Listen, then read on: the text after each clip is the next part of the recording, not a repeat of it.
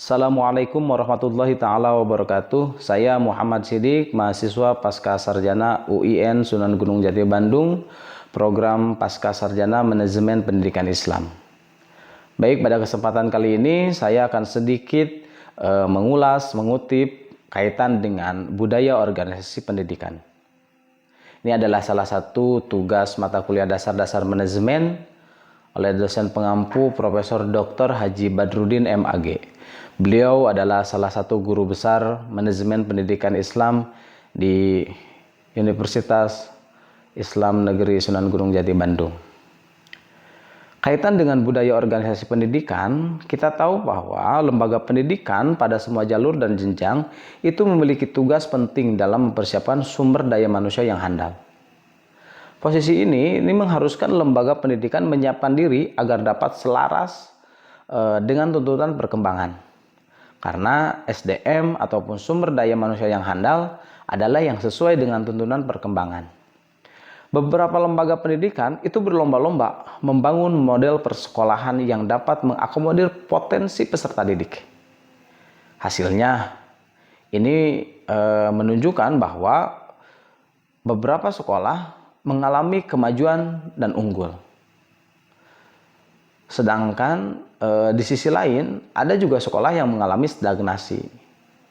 Kemudian bahkan ada yang terancam gulung tikar. Nah, seperti halnya fenomena-fenomena di kota, adanya lab school, full day school. Ini menjadi penanda bahwa bangkitnya keinginan masyarakat untuk membangun sekolah yang lebih baik. Meskipun demikian, masih sangat banyak sekolah yang belum menunjukkan kemajuan berarti. Padahal desakan untuk berubah begitu besar. Fenomena lab school, full day school, mungkin ini hanya fenomena di kota yang menunjukkan respon yang lebih baik terhadap sekolah berkualitas. Wilayah Indonesia yang didominasi pedesaan tentu sangat kontras dengan fenomena kota tersebut. Jangankan berbicara tentang kualitas, bahkan beberapa daerah timur Indonesia itu masih bermasalah kaitan dengan akses pendidikan yang rendah. Kondisi tersebut tentu tidak berarti bahwa tidak ada lagi lembaga pendidikan yang baik di pedesaan. Tidak seperti itu. Keberadaan pesantren sebagai fenomena desa telah menjawab berbagai permasalahan pendidikan yang dihadapi masyarakat Nusantara. Bahkan sebelum Indonesia lahir, di saat kolonialisme memisahkan pribumi dan non-pribumi dalam urusan pendidikan, pesantren menjadi pilihan masyarakat untuk menitipkan anaknya. Bahkan, perjuangan kemerdekaan Indonesia itu dikorbankan oleh para santri dan kiai. Mengapa demikian? Bahwasannya pesantren sadar yang mengajarkan agama ternyata mengandung dimensi yang sangat luas. Tidak hanya persoalan sakral, tetapi profan secara luas. Salah satunya cinta tanah air, hubul waton minal iman, dan menjunjung tinggi harkat kemanusiaan. Lembaga pendidikan dewasa ini hanya dalam bentuk pesantren, tetapi juga dalam wajah madrasah ataupun sekolah Islam. Keluaran dari lembaga-lembaga pendidikan Islam telah memberi sumbangsih besar dalam membangun Indonesia secara nasional. Selain itu, kondisi masyarakat Indonesia yang didominasi kelas bawah itu terjembatani atau memiliki akses yang mudah, gampang diakses atau terjangkau melalui lembaga pendidikan Islam. Sebagai contoh, kita tahu bahwa banyak sekolah tinggi agama Islam, STAI, itu penghasil sarjana-sarjana di berbagai bidang yang telah menciptakan kelas menengah baru kaitan dengan kualitas pendidikan. Ini menjadi sumbangsih besar dalam mobilitas vertikal masyarakat. Kaitan dengan konseptual budaya organisasi, kemunculan budaya organisasi itu menurut Brown disebabkan oleh beberapa hal. Yakni pertama, pengaruh pimpinan yang dominan. Pemimpin yang dominan itu akan memicu budaya organisasi yang baik ketika pemimpin itu mendominasi secara adil dan bijaksana dalam menghadapi situasi-situasi yang krusial. Kemudian selain itu juga sejarah dan tradisi atau history and tradition. Tradisi organisasi tersebut seperti apa? Itu menjadi budaya atau konseptual budayanya terbangun dengan sendirinya. Kemudian juga dipengaruhi oleh teknologi, produk, dan layanan. Selain itu, industri dan pesaing, pelanggan atau customer, harapan lembaga, keinginan lembaga tersebut seperti apa, sistem kendali dan pengawasan atau information and control system, aturan dan lingkungan organisasi, prosedural, dan kebijakan. Jika dicermati, kemunculan budaya organisasi itu dilandasi oleh kondisi internal dan eksternal sebuah organisasi. Secara internal, sebuah organisasi ingin menghasilkan konsolidasi yang kuat, pemimpin yang kuat, dan produktivitas anggota yang tinggi. Secara eksternal, kondisi pelanggan, lingkungan, dan dunia kerja harus sejalan dengan aktivitas organisasi. Budaya organisasi itu menyangkut seluruh segi dari kehidupan organisasi. Sehingga seorang Stoner dan kawan-kawan itu menyatakan bahwa budaya atau kultur adalah gabungan kompleks dari asumsi, tingkah laku, cerita, mitos, metafora, dan berbagai ide lain yang menjadi suatu untuk menentukan apa arti menjadi anggota masyarakat tertentu. Kemudian, budaya organisasi adalah sejumlah pemahaman terkait norma, nilai, sikap, keyakinan yang dimiliki bersama oleh anggota organisasi.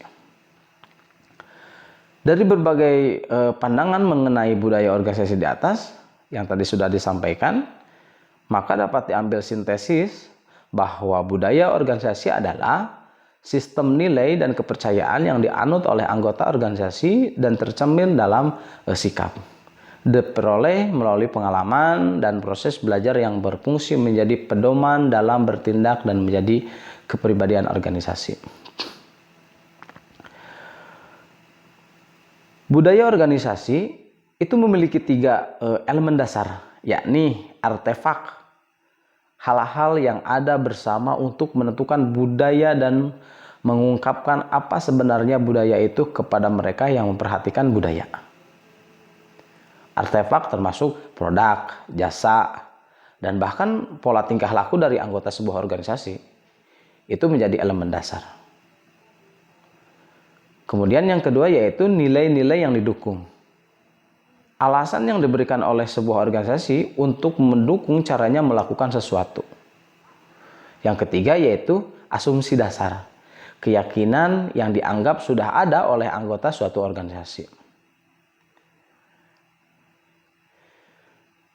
Budaya organisasi juga harus sejalan dengan pelaksanaan aspek-aspek keorganisasian yang lain, yakni fungsi-fungsi manajemen yang terdiri dari perencanaan, planning, kemudian pengorganisasian, organizing, kemudian yang ketiga yaitu penggerakan atau leading, dan juga pengendalian, controlling. Apabila budaya organisasi tidak sejalan dengan aspek-aspek keorganisasian di atas, yang tadi seperti planning, perencanaan, organizing, leading, dan controlling, maka dipastikan organisasi tidak dapat berjalan sebagaimana mestinya untuk mencapai tujuan yang diinginkan. Karena kita tahu bahwa pada prinsip manajemen kaitan dengan perencanaan, suatu organisasi itu perlu perencanaan yang matang. Sehingga ketika sudah direncanakan atau diplanningkan, perlu pengorganisasian atau organizing. Disesuaikan dengan kebutuhan, tugas, tupoksi. Setelah organisasi selesai, itu perlu ada leading, penggerakan. Perlunya seorang leader, penggerak, menggerakkan suatu organisasi yang sudah dibentuk. Yang keempat yaitu pengendalian atau controlling.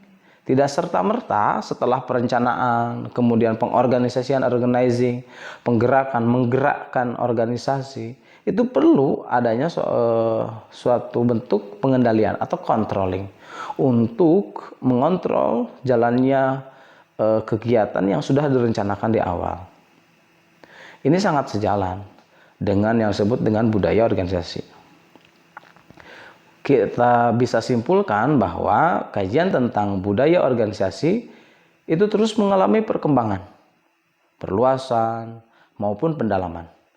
Temuan-temuan peneliti menyatakan bahwa budaya organisasi terkait dan mempengaruhi berbagai aspek kehidupan organisasi. Zaman yang semakin kompetitif itu menghendaki setiap organisasi mengembangkan budaya organisasi yang kuat. Tidak hanya bagi organisasi profit, tetapi juga organisasi non-profit. Baik, demikian kaitan dengan ulasan sedikit tentang budaya organisasi pendidikan. Mudah-mudahan ada manfaatnya. Terima kasih atas perhatiannya. Mohon maaf apabila ada kesalahan. Mohon untuk dikoreksi. Wallahul muwaffiq ila aqwamit thoriq. Assalamualaikum warahmatullahi wabarakatuh.